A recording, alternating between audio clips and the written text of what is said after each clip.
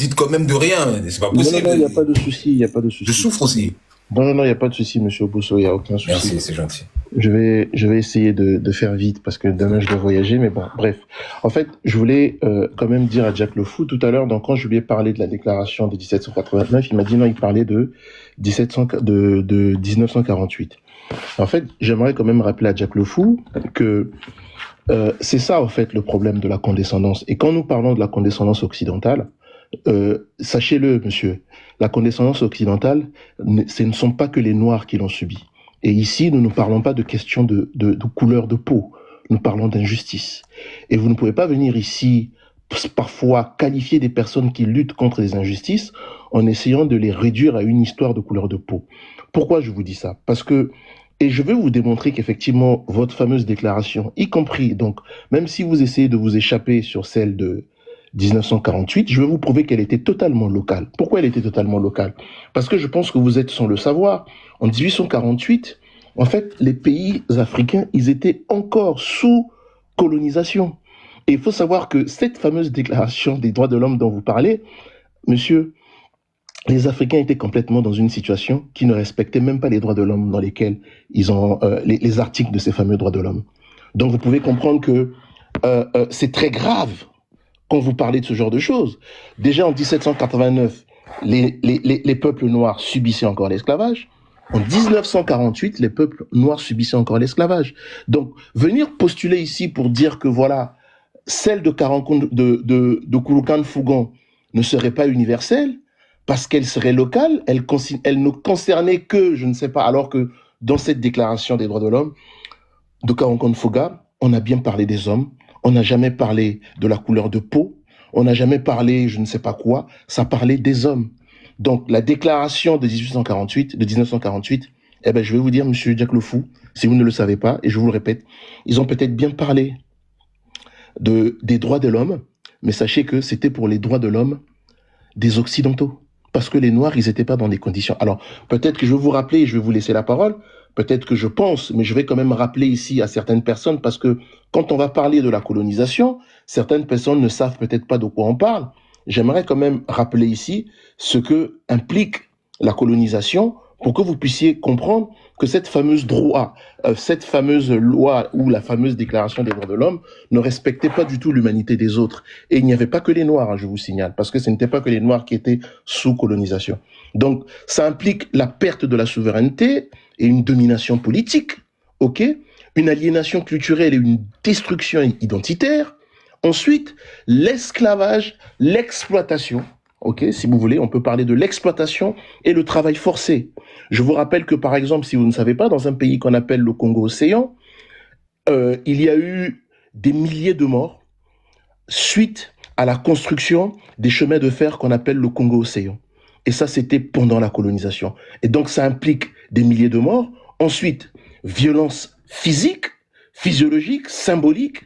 Et ensuite, racisme. Je pense que vous qui êtes humaniste, vous devez quand même comprendre que pendant cette fameuse déclaration des droits de l'homme, les Noirs subissaient le racisme institutionnalisé, et ensuite une fameuse hiérarchisation des races qui existait encore à cette époque.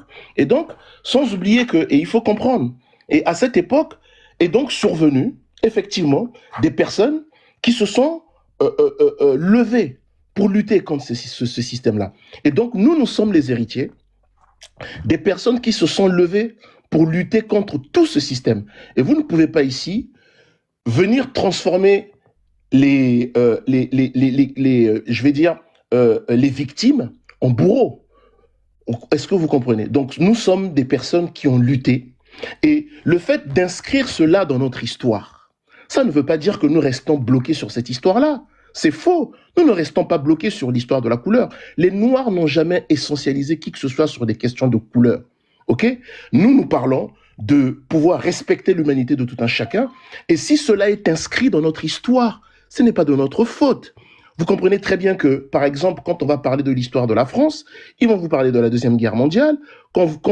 C'est tout à fait normal que l'on évoque la question de la guerre mondiale, mais ça ne veut pas dire que les Français vivent et sont stagnés par rapport à la guerre mondiale. Nous, quand nous rappelons l'histoire de l'esclavage, quand nous rappelons l'histoire de tout ce que les peuples noirs ont subi, nous ne sommes pas en train En tout cas, moi, je vous parle. Moi, je suis un penseur africain. Je ne suis pas là pour reproduire ce que les Blancs ont fait sur nous. Je suis là pour condamner cela. Et vous ne pouvez pas venir ici. Bon, en tout cas, vous vous adressez au Kamit, effectivement, bon, je comprends, mais je suis une personne de couleur noire et je veux simplement que les personnes qui nous écoutent, sachez que nous sommes des personnes, notre philosophie, notre façon de penser ne s'arrête pas à la couleur de la peau. Et d'ailleurs, j'aimerais tout simplement vous citer une citation d'un des penseurs africains qui disait qu'aujourd'hui, chaque peuple, armé de son identité culturelle, retrouvé ou renforcé, arrive au seuil de l'ère post-industrielle. Un optimisme africain atavique, mais vigilant, nous incline à souhaiter que toutes les nations se donnent la main pour bâtir la fameuse civilisation planétaire. Donc nous sommes pour la civilisation planétaire, mais dans le respect de tout un chacun. Et il n'y a pas du tout de question de couleur de peau dans ce que je viens de vous dire. Voilà, merci. Merci. Encore une fois, je ne sais pas pourquoi tu as parlé de la déclaration de 1789. Je le dis, elle est obsolète. Je vais vous expliquer un truc. Quand on parle de concept ou de n'importe quoi, on prend toujours la dernière mise à jour en date. Parce que c'est elle qui prend en compte les connaissances ou l'état de l'art actuel. C'est-à-dire quand on va parler par exemple de démocratie, on va prendre la dernière définition de la démocratie en date. Je donne la source pour ceux qui ne savent pas. Vous allez sur l'onu.org, démocratie, vous allez trouver la dernière définition en date. Tu vas pas me donner la définition chez les Grecs. Si je prends la définition de la démocratie athénienne aujourd'hui et je l'applique, ça serait appliquer une dictature. Si je prends par exemple la définition de la biologie, je vais pas prendre la définition des Grecs, je vais prendre la dernière définition en date, celle qui prend en compte les connaissances qu'on a aujourd'hui. Et pour ce faire, donc c'est pour ça, quand on parle de la Déclaration universelle des droits de l'homme, on prend la dernière, mais la dernière on compte. C'est pour ça qu'on prend pas les anciennes. Par exemple, on prend pas la Déclaration de 1789, on prend même pas ce qu'on appelle la Magna Carta, parce que c'est l'une des premières formes. Un jour, j'expliquerai ce que c'est que la Magna Carta, et elle, juste pour le coup, qui date du XIIe siècle.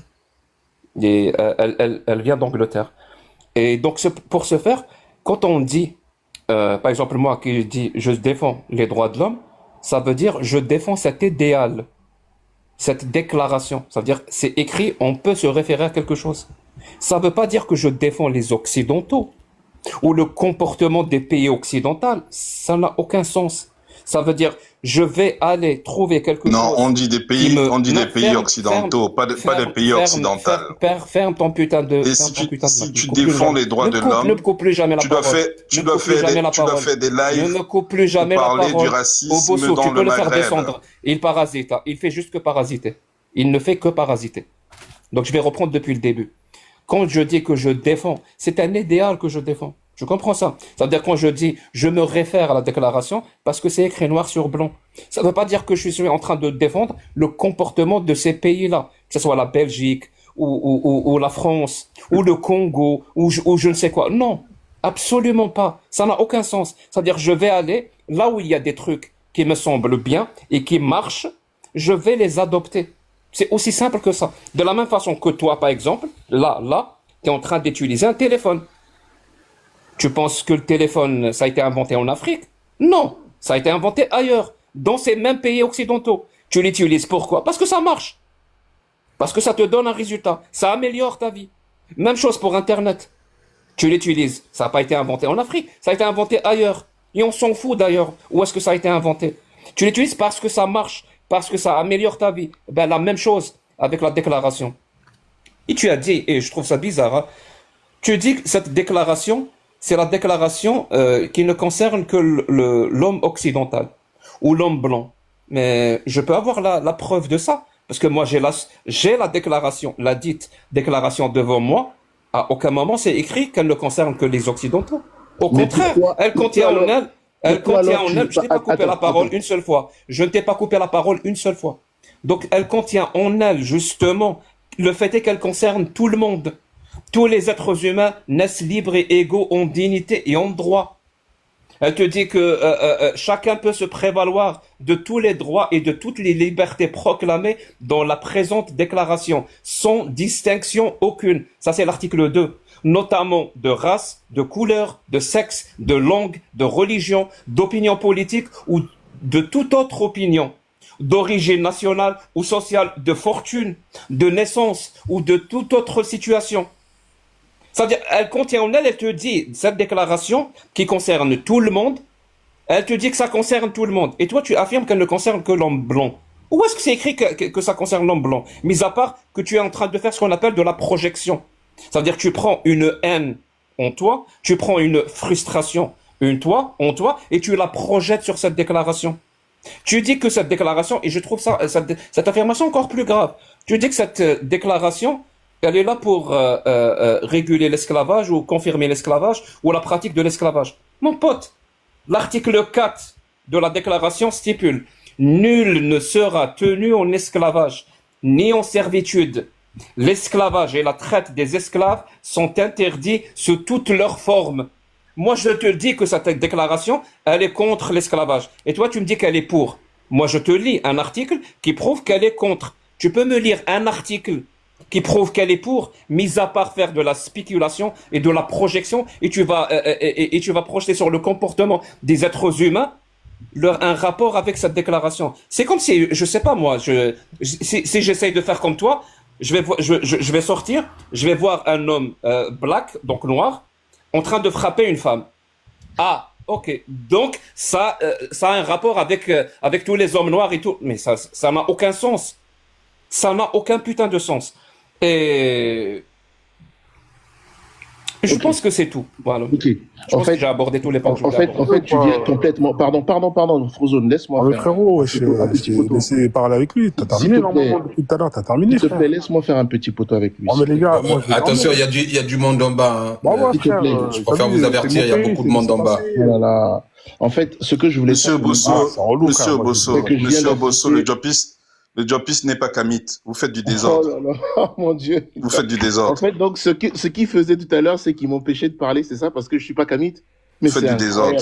Est-ce que je peux juste finir, s'il vous plaît? Ouais, mais il va te répondre, ça finira jamais. Oh là là, c'est incroyable. Bon, en fait. Vous allez bavarder, mais tu parles à quelqu'un qui n'a jamais lu un livre. Jack Le Fou n'a jamais lu un livre. D'ailleurs, il n'aime pas les livres. Putain, c'est incroyable. En fait, je voulais juste lui dire, en fait, c'est que il vient lui-même de tomber dans son propre piège. Parce qu'il disait que la déclaration des droits de l'homme de Karankan Fouga n'était pas du tout universelle. Parce que, je sais pas d'ailleurs quel est le critère, parce qu'il avait parlé premièrement du critère de local. Et là, quand il parle, il a plus du tout évoqué le critère de local. Monsieur Jack Le Fou, dans les articles que je vous ai lus, on parle exactement de la même chose. Hein. C'est-à-dire qu'on ne précise pas de la couleur de peau de qui que ce soit. Donc, effectivement, elle peut être aussi fonctionnelle, comme celle qui a été appliquée en 1848, que celle de Karankan Fougan. Parce qu'on parle effectivement des hommes, on ne parle pas des hommes noirs. Donc, vous ne pouvez pas fuir comme ça. Et en plus, vous dites que où est-ce que c'est écrit? Non, c'est pas ce que je vous ai dit. Je vous dis tout simplement que lorsqu'elle a été proclamée, ceux qui ont proclamé ces droits de l'homme n'ont même pas respecté ce qui était écrit. Pourquoi? Je vous parle à cette époque. N'ont même pas respecté ce qui était écrit, parce qu'effectivement, à cette époque-là, ils appliquaient pas cela au peuple de couleur noire. Bon, maintenant, je pense que... Mais, monsieur Jopis, la relation avec les Kémites, parce que en fait, là, c'était plutôt Kémite, hein, c'est écrit... C'est pas un Kémite, monsieur Bosso. Ok, d'accord. Monsieur Bosso, moi, je vais descendre parce que vous m'avez invité, mais vous avez fait monter tout le monde. Ok, d'accord. Donc, moi, c'est pas objectif. Je vais descendre, c'est un piège. Ça paraît plus un piège. Maître Moussinga, merci. En fait, au revoir. Oui, monsieur Bosso. Ok, d'accord. Bon, je voulais aborder un deuxième Monsieur le Diopiste, il y a du monde en bas, c'est pour ça. Un deuxième sujet. Il faut leur donner un peu la possibilité à tout le monde de réagir. S'il vous plaît. J'ai pas fini avec Diopiste parce que j'ai une dernière question à poser. Après, il peut pas. Vraiment, j'ai une dernière question. Moi, je vous laisse ici, c'est bon, vas-y. Non, bon, Frozone, non, tu peux rester. Hein, au revoir. T'as développé un sujet, fais tourner un peu la parole. Ok, bon, allez, bon, je sais pas, bon, Jack, tu veux... Moi, je suis dessus, moi, je pense. Oui, vraiment, une dernière question, le Diopiste, parce que tu as invoqué à plusieurs reprises